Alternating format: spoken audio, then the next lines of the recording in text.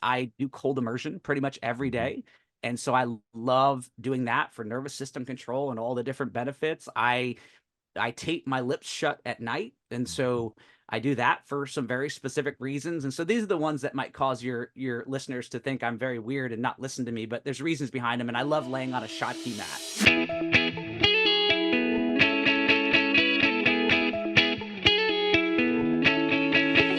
Hello and welcome to Center for Victory's podcast of Your Best Day Yet. At Center for Victory, we're here to help unlock, reinforce, and enrich relationships through personal and professional development. I'm Eric Guy, Chief Victory Officer at the Center for Victory. With us today is somebody that will speak kind of like we're speaking, Dr. Coit Cooper. Very interesting name and very interesting topic. So Coit's a best-selling author. He's an international speaker and high-performance coach who is one of the premier experts in the area of leadership and maximizing human potential, which, if you listen to this show and know me, that's right up my alley. Former D1 All-American, TEDx speaker, college professor, and CEO of Earn the Right Incorporated, which I love. Coit's worked closely with thousands of proactive professionals. I love that too. The past few years to develop a unique transformational system that helps his folks radically enhance their clarity, focus, energy, motivation, passion, and results on a consistent daily basis. Man, really great to have you, Coit. Yeah, man, excited to be here. Thank you so much for having me, and excited to have a conversation with you. Yeah, so just give us a little background. I've got tons of questions for you. We Mhm. probably won't go through all of them, but how'd you get into what you're doing? Yeah, as I look back, it's something that you can kind of piece together. Like I think I've always loved the idea of working with people, but in terms of my progression to where I'm at now, I was an athlete for a big chunk of my life in the sport of wrestling, and just had a lot of really unique lessons that I learned from that. I actually moved forward, and I'll move forward in my life. I was a college professor at the University of North Carolina and had a very unexpected thing happen in my life, and that was I got denied tenure, and that meant I lost my job. And they Wow. actually came to me and offered me a different position. It would have been a demotion status-wise, but it would have taken care of the bills and everything like that. And I went to my wife and I said, "I don't want to take it." And she's like, "Well, what do you want to do?" And I said, I've always been intrigued by the idea of being like an author, coach, speaker, and entrepreneur. And I thought she was going to talk me out of it. And she said, "Go for it." And so we kind of stepped away from that. But I just, I really love the idea of helping people unlock their potential. And so for me, that moment was a difficult moment, and we can talk more about that if you want. But I really dug into certain habits, and these habits in a time where I was experiencing fear and overwhelm and a lot of stress, like really helped me find myself and help me to be the best version of myself. And man, when you go through something like that, you just get incredibly like passionate about it because it just like helped change your life and helped you really just love your life. And so, I think there's always been a coach in me, but when I found that, I just really wanted to teach it and coach it. And so, I wake up every day super passionate about what I do. I want to help people, and so I think there's the story of I think I've always known that about myself, but then there's been life that's kind of guided me into a spot that says, "Hey, are you going to do it or not?" And I've done it, and I'm so glad that I have because I absolutely love what I do every day now. Yeah, it's Yeah. interesting too, Coit. We actually have a D1 former D1 wrestler on staff here too. I could, Uh, yeah, in your area of the woods, I could see that doesn't surprise me being in that Pennsylvania area. yeah, yeah. So Yeah, yeah, it's I that's guess cool. the high school that I went to, I thought I was a horrible wrestler.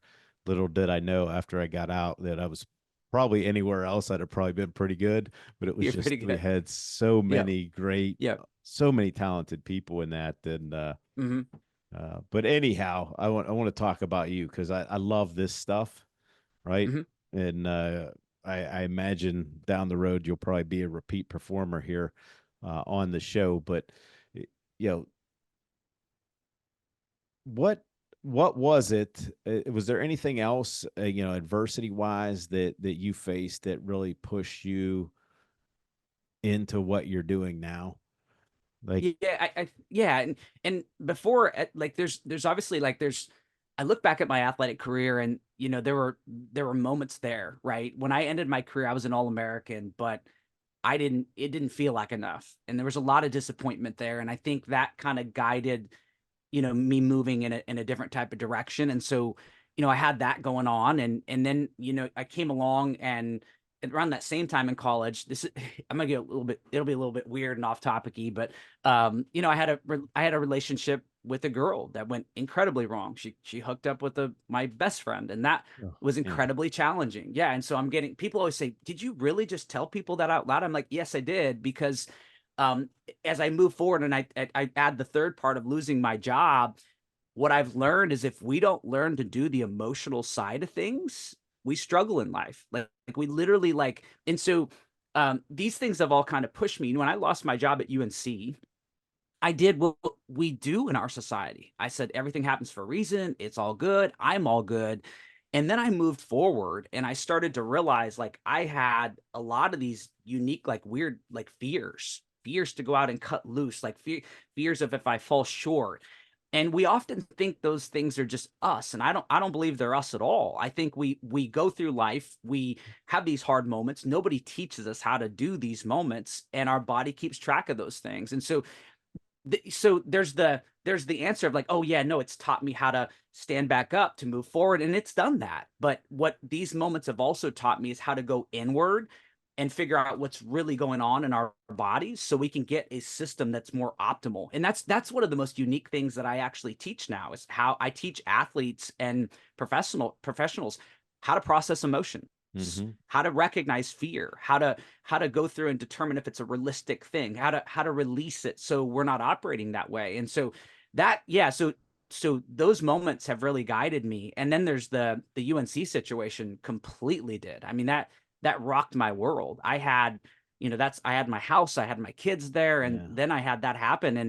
And so those have all kind of really guided me into this direction where it's moved me in a spot, but it's also caused me to figure out like what is it do I that I need to master to be my best. And that's probably the strangest space that I've operated in, is that emotional space. Yeah.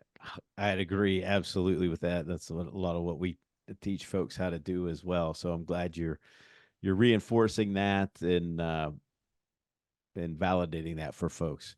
So another question here. Uh, what habits can anyone implement to like radically Mhm. improve their lives?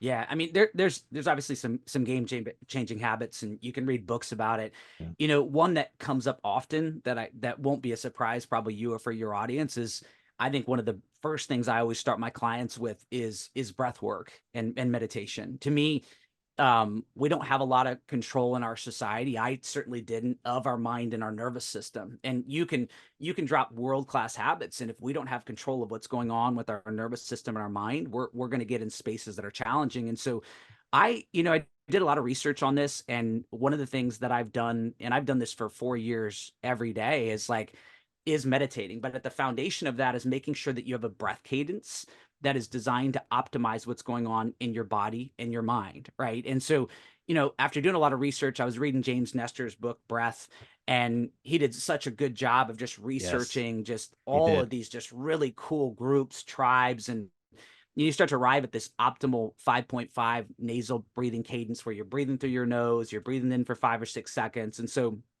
a lot of what I do every morning, I talk through I call them 3 C's, right? That Okay. if you're gonna do a meditation ritual, the first thing you want to do is learn to control your breath, right? Hmm. And so getting a ritual where you wake up, you use breath, you start to relax your body, because a lot of us start our days and we start very anxious, and Yes. our mind's running on us. And so one of the first things you can do to control that is your breath work, control your breath.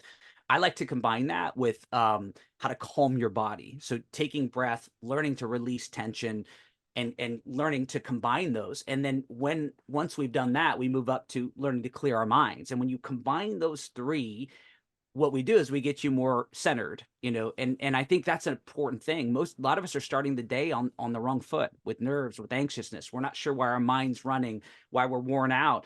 And so for me, breath work and meditation is fantastic. I love to do that to get myself in a good spot. And then I love journaling, right? Hmm. Going through, making sure that I'm doing gratitude.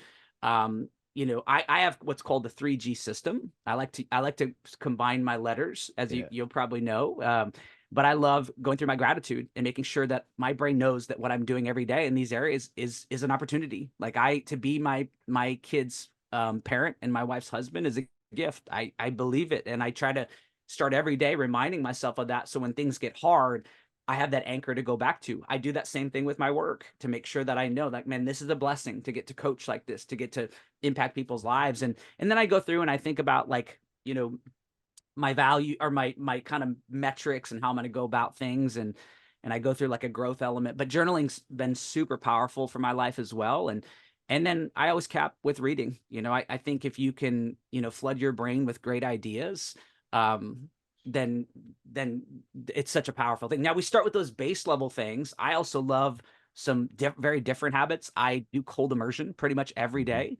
And so I love doing that for nervous system control and all the different benefits. I tape my lips shut at night, and Mhm. so I do that for some very specific reasons. And so these are the ones that might cause your listeners to think I'm very weird and not listen to me, but there's reasons behind them. And I love laying on a Schottky mat, and so doing breathing as I'm laying on that, as well. So those habits are really cool. And yoga, I love yoga as well.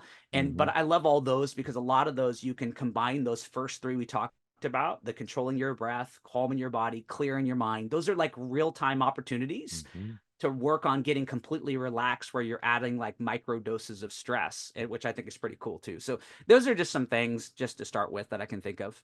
Well, those were a lot, and those are good. And I just want to like give like I've read that book. I actually that you Mhm. mentioned by James Nestor. I actually bought it for a couple people. Cool. All Yeah. right, so it's a great book that if listeners are into that, he does provide some good research and things. Yeah, So for I sure. would I For would sure. agree Mhm. absolutely on that. Um, what do you think? Obviously, I've in my book, I've put some barriers in there that people face when striving to achieve their goals. But what do you think are like the biggest barriers people face when they're trying to get to their goals? Yeah, I mean, a couple that come to mind is, we've already mentioned one in a different state, but like fear is a big thing with people. It's, when you put something out there, people, I think in our society, we have a very unreasonable model that from the get-go. I believe the model in our society is extremely poor. We've got this idea that if you're the best, you're the greatest, we'll celebrate you. If you're not, you're a disappointment, and you should sit in disappointment. You should feel that disappointment. Well, I don't believe in that model at all. I think it's actually very counterproductive. When you understand the way the brain works, okay, we set this goal and it's this lofty thing that we want to do, and it's this cool thing that would change our lives, and then we go at it and we have it framed in like perfect, it has to be perfect. And if not, we're a disappointment. Well, listen, if that's your model, we're humans. We're going to fall short at times, right? That's a part of the learning journey. But when we fall short, if we fall into the pattern of disappointment, that's dropping cortisol in your bloodstream.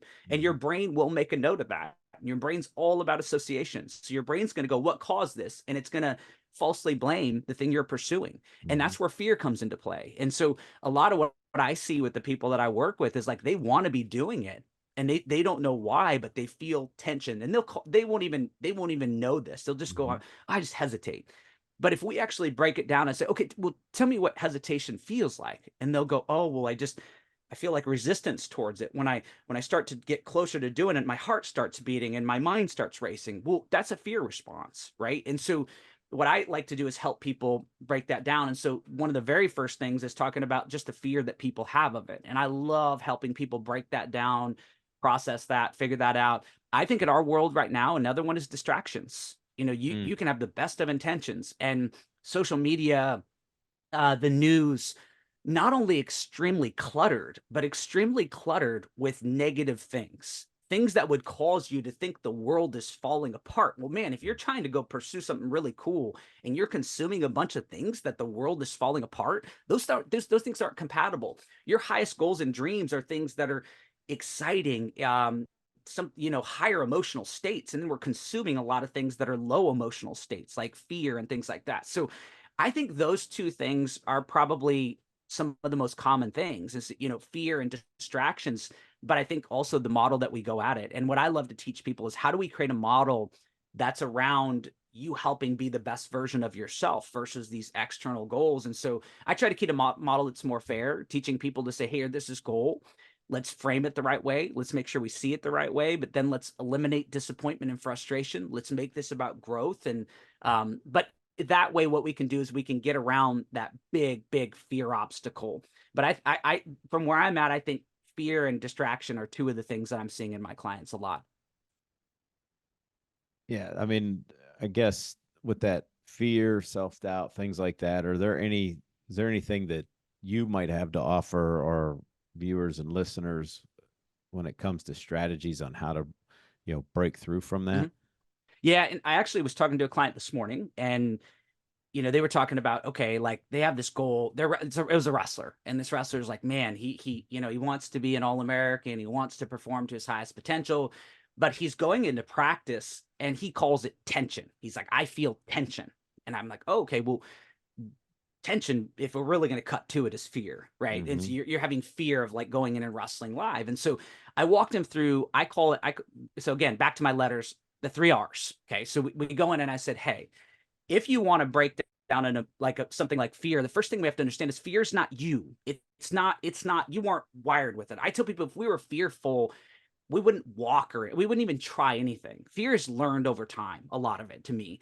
And so the first thing we want to do is recognize it. That's the first R. Recognize the emotion as quickly as possible. And what I teach is how to know the symptoms. Okay. What are the symptoms of fear? So when it comes on, you can as quickly as possible go, okay, I don't say I'm fear. I have to go, okay, well, I have a fear pattern in my body. Mm-hmm. What's super cool is I've studied this. There's a researcher out of UCLA who puts things on people's brains, and he has they're in sadness, they're in fear, and he says the moment you acknowledge an emotion, two things happen.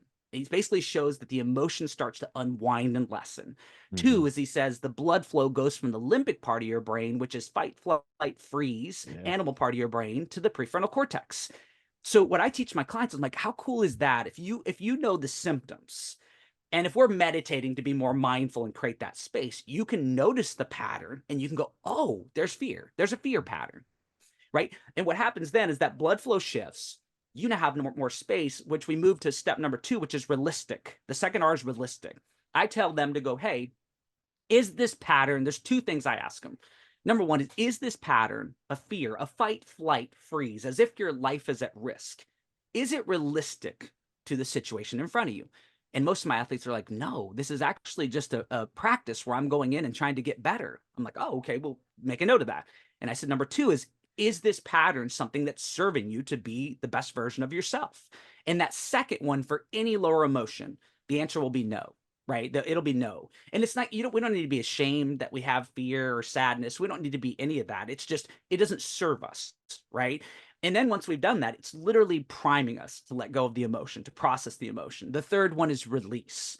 Mm-hmm. So what you can do, and we learn this from yoga and trauma research, that power of intention combined with breath is really powerful. So if you'll breathe into that area where you feel it, if it's in your chest or in your head, and then you focus on the word release on the way out, you can release an emotion. And I teach them to shake out as well, because Mm-hmm. animals, about all creatures on the planet, will shake out to recenter their nervous system. Mm-hmm. But those are 3 R's. Now, what I'm teaching now then from that space is, I may call it 4 R's at some point, but is to redirect to vision from that spot. And if we've created a really strong vision of the person that you want to be, and we know we have and I help people build that out, and we have the right model around that, it's like, hey, like this is just an opportunity to go out and give our best and grow. That's all it is. Like, and so what I want, and I call this emotional alchemy, right, is the ability to go from fear to excitement in an instant. Boom. Mm-hmm.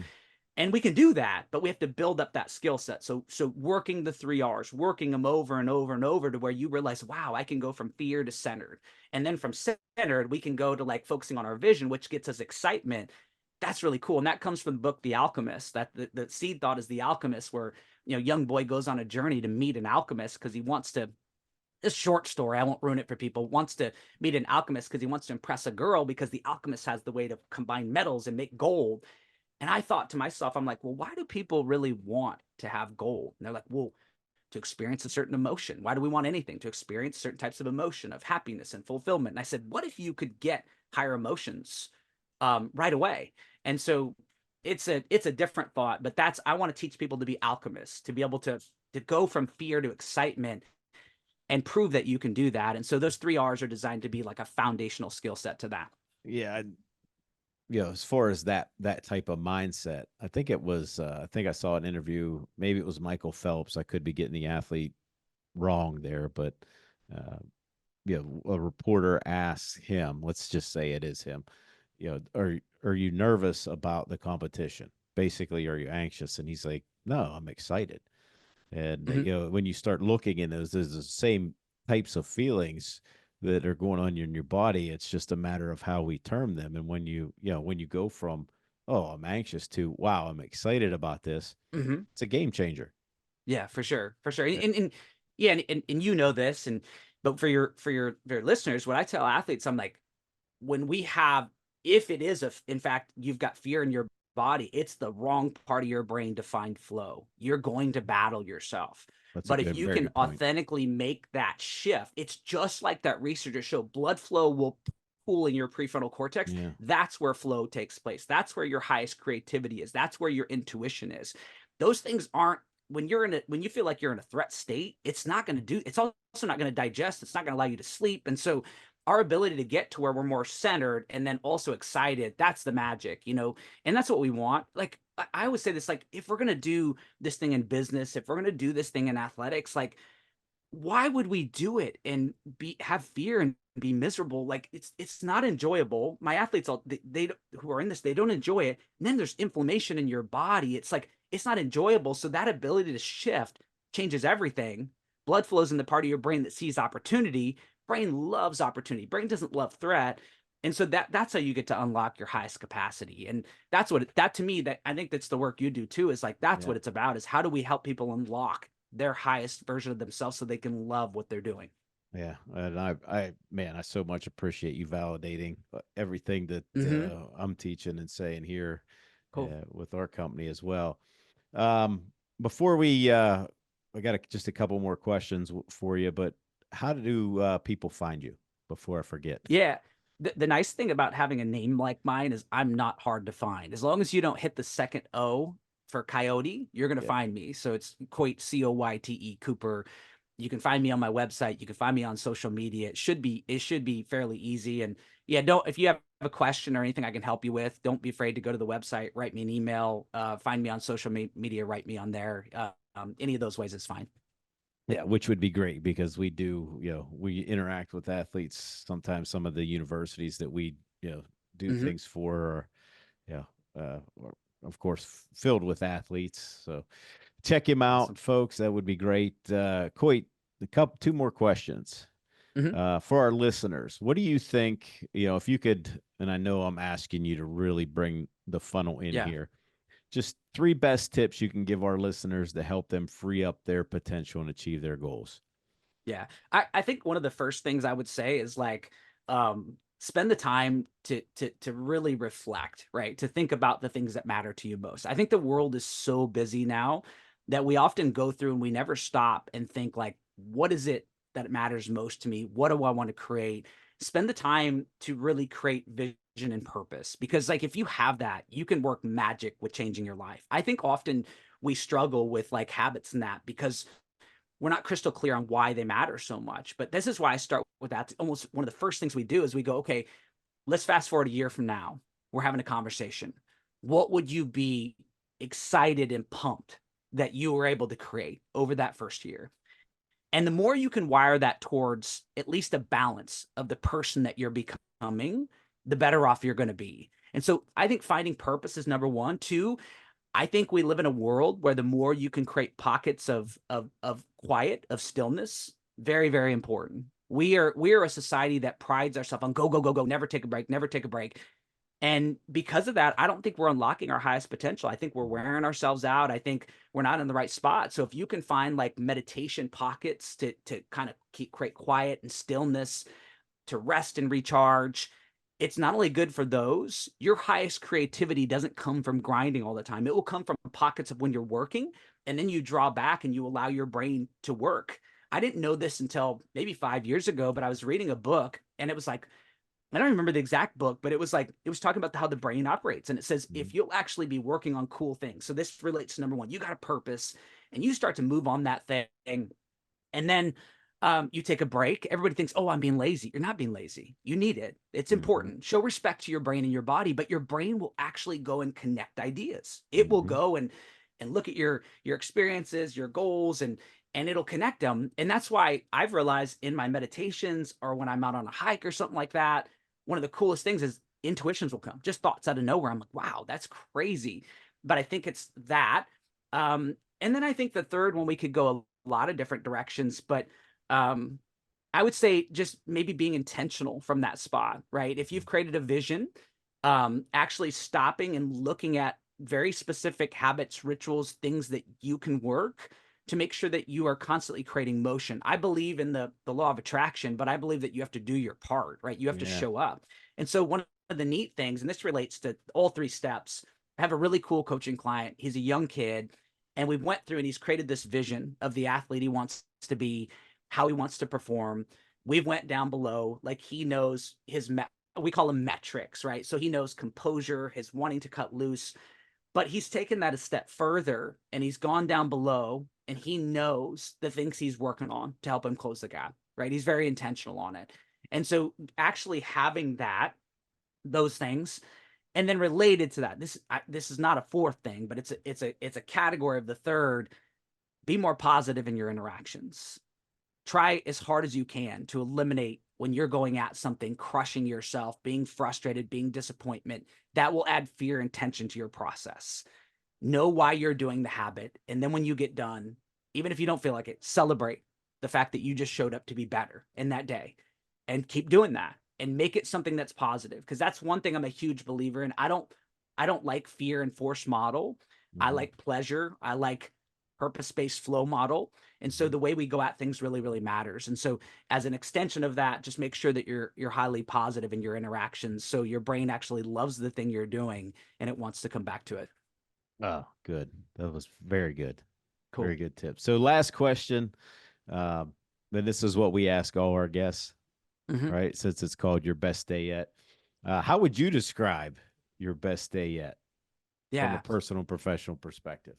Yeah, I think, what I would do is I would start by waking up, going through my normal ritual, right?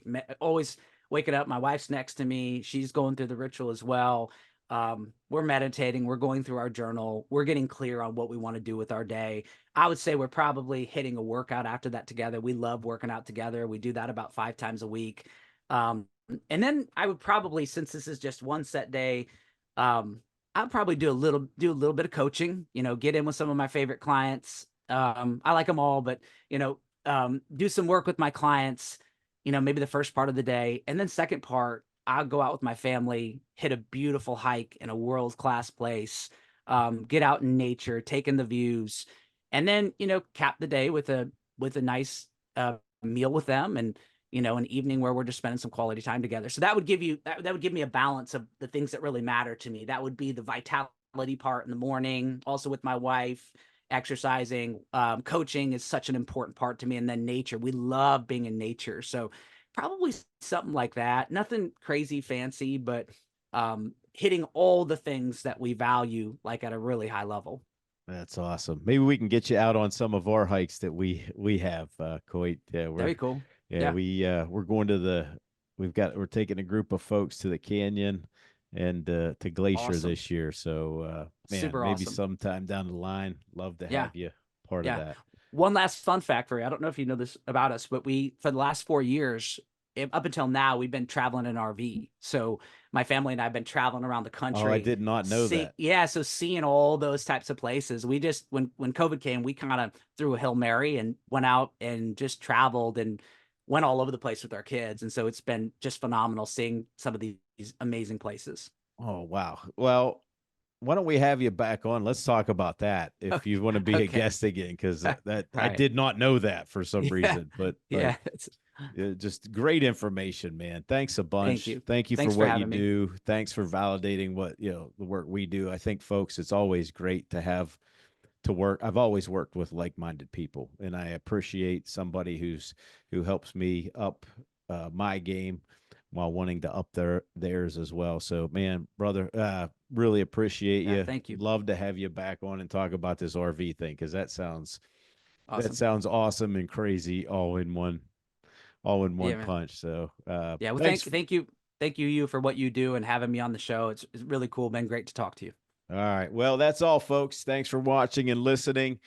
Make sure if you wanted more information, visit us at our website, centerforvictory.com. And just remember, wherever you're at, whatever you're doing, make this your best day yet. We'll see you soon.